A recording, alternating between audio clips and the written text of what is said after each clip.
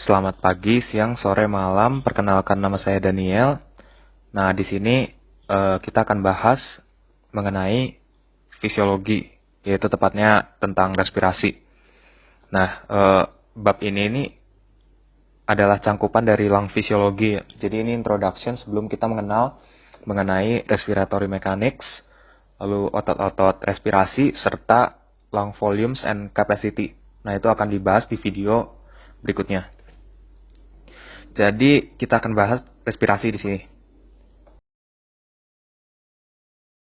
Jadi respirasi itu ada dua macam. Yang pertama itu ada cellular respiration dan external respiration. Nah, cellular respiration itu terjadi di dalam sel, tepatnya di organel mitokondria.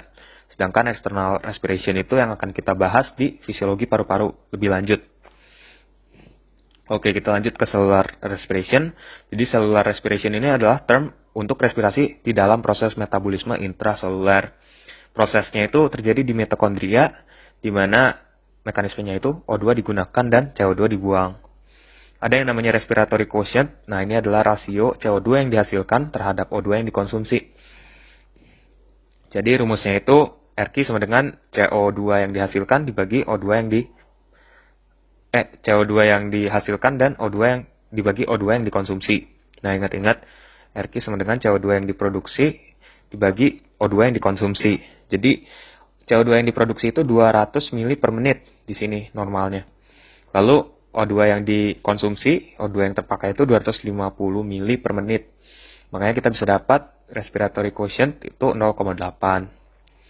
Nah, lalu ada angka-angka penting di sini. Misalnya respiratory quotient untuk metabolisme lemak itu dia membutuhkan 0,7. Maksudnya dia rasionya itu 0,7 respiratory quotient-nya. Berarti dia intinya pembagiannya itu hasilnya segini. Nah, begitu juga yang protein, ya kan? Protein itu respiratory quotient-nya 0,8. Berarti dia kurang lebih sama dengan yang rumus yang tadi saya jelaskan, 200 mili dibagi 250 mili. Makanya hasilnya 0,8 itu untuk protein. Nah, jadi kalau pada keadaan normal pada orang Amerika, resting O2 consumption-nya itu sekitar 250 mili per menit. Sedangkan produksi CO2-nya sekitar 200 mili per menit. Makanya rata-rata respiratory quotient-nya itu 0,8. Seperti rumus yang tadi sudah saya jelaskan, rata-rata orang Amerika dengan diet asupan 3 nutrisi, yaitu protein, lemak, dan karbohidrat, respiratory quotient rata-ratanya 0,8. Nah, sedangkan external respiration, nah ini yang akan dibahas lebih lanjut, adalah term untuk seluruh tahapan pertukaran O2 dan CO2 di lingkungan respirasi eksternal dan sel-sel jaringan. Jadi dia udah bertukar di lingkungan, nah dia bertukar lagi di sel-sel jaringan. Nah, external expiration itu ada 4 tahap. Nah, jadi tahap pertama itu ventilasi atau pertukaran gas antara atmosfer dan alveolus di paru-paru. Berarti terjadinya di paru-paru ya. Lalu tahap kedua adalah pertukaran O2 dan CO2 di antara udara dan alveolus di darah di pulmonari kapiler.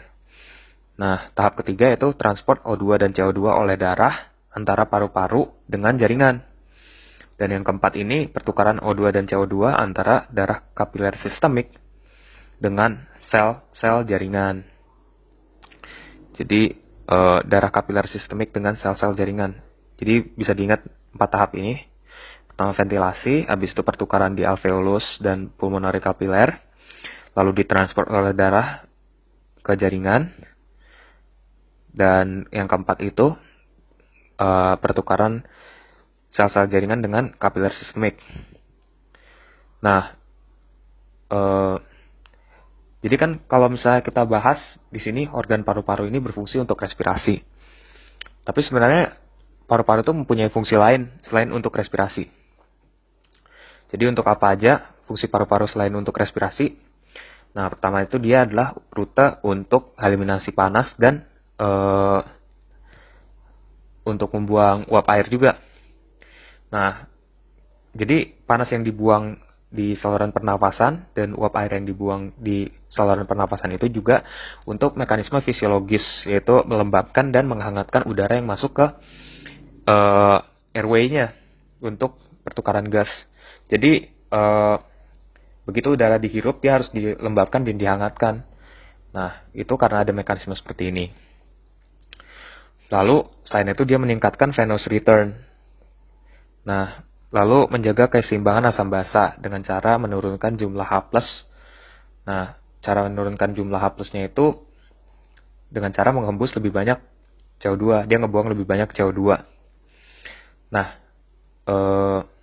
lalu selain itu fungsi paru-paru selain untuk respirasi yang lain adalah untuk memungkinkan berbicara, menyanyi, dan vokalisasi. Lalu mekanisme pertahanan untuk benda asing yang terhirup. Jadi ada mekanisme batuk. Nah, lalu selain itu untuk menghilangkan, memodifikasi, mengaktifkan atau menonaktifkan material yang melewati pulmonary circulation.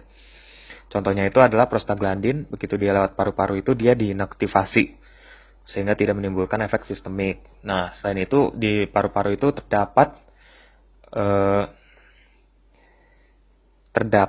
ACE2. Nah, ACE2 itu adalah angiotensin converting enzyme. Nah, jadi angiotensin converting enzyme ini adalah untuk mengkonvert angiotensin 1 menjadi angiotensin 2. Nah, itu merupakan part dari renin, angiotensin, aldosteron system. Jadi kan renin dikeluarin ginjal, habis itu renin nanti bakal diubah menjadi angiotensin 1, habis itu diubah lagi sama ACE2 di paru-paru ya. Angiotensin 1 jadi angiotensin 2. Nah, baru dia berikatan sama reseptor-reseptor yang ada di pembuluh darah sama di kelenjar adrenal gitu. Tepatnya di adrenal medula, di mana akhirnya dia akan menghasilkan tepatnya adrenal cortex maksudnya. Nah, jadi adrenal cortex itu ada lapisan tertentu yang dia dapat menghasilkan aldosteron kalau dipicu oleh angiotensin 2. Sehingga pada intinya dia akan meregulasi Na+ di extracellular fluid. Intinya dia meningkatkan blood pressure. Nah, lalu selain itu hidung mempunyai fungsi untuk membau selain untuk respirasi. Jadi itu beberapa fungsi-fungsi paru-paru, maksudnya fungsi organ respirasi, selain untuk mekanisme respirasi sendiri. Oke, video penjelasannya sudah selesai. Kalau ada pertanyaan, teman-teman boleh tulis di kolom komentar. Lalu untuk kritik dan saran juga boleh ditulis di kolom komentar. Jangan lupa like dan subscribe channel ini dan bagikan ke teman kalian sebanyak-banyaknya ya. Oke, sekian, terima kasih.